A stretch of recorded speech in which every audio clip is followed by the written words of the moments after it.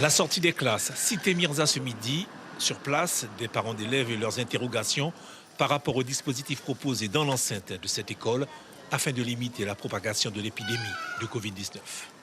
C'est vrai que ça a un impact sur tout le monde et je mettrais plutôt une fermeture d'école. S'il y a un enfant qui a Covid-19, il y a tous les gens qui vont attraper ça. Ce n'est pas un seul enfant. Il faut fermer. Bon. Il faut fermer, c'est tout. Il faut fermer le coin, totalement. Quant au renforcement des dépistages dans les écoles de Guyane, il est vivement souhaité par cette association de parents d'élèves. Nous trouvons que ces mesures d'allègement consistent uniquement peut-être à minimiser les choses, mais malheureusement, on ne peut pas accepter cela. On ne peut pas accepter cela, comment un enfant ait pu avoir le Covid et qu'on ne fasse pas dépister les autres. Non, donc la PEP, nous allons monter au créneau par rapport à cela, de manière à faire que le rectorat puisse prendre d'autres mesures que celle qui est préconisée actuellement.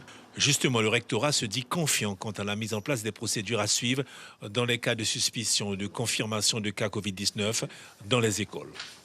Si vous avez une classe où 3 enfants sont touchés, effectivement, la classe est susceptible d'être fermée.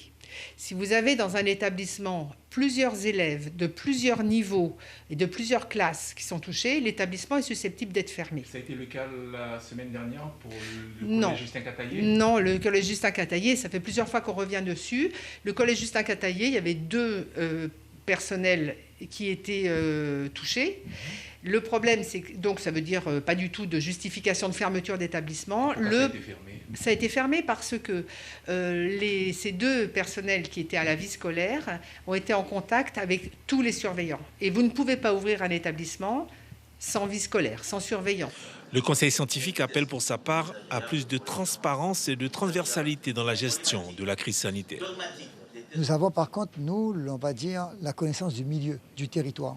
Par exemple, un enfant en pays indien qui est ramené chez lui en pirogue, est-ce qu'on n'a peut-être pas intérêt de le mettre carrément dans un hôtel qu'on a réservé, puisqu'on sait qu'il va contaminer les enfants. Dans la même question, si un enfant est repéré, est-ce que c'est toute la classe qui doit à ce moment suivre un dépistage? Est-ce qu'on doit pour autant fermer les bâtiments lorsqu'on sait que nous, on a eu des cas, par exemple, dans des PMI, ça a été réglé en 48 heures. En attendant, c'est une 50aine d'élèves et 3 personnels encadrants qui ont été testés positifs à la Covid-19 depuis le 7 septembre dernier, date officielle de la rentrée des classes en Guyane.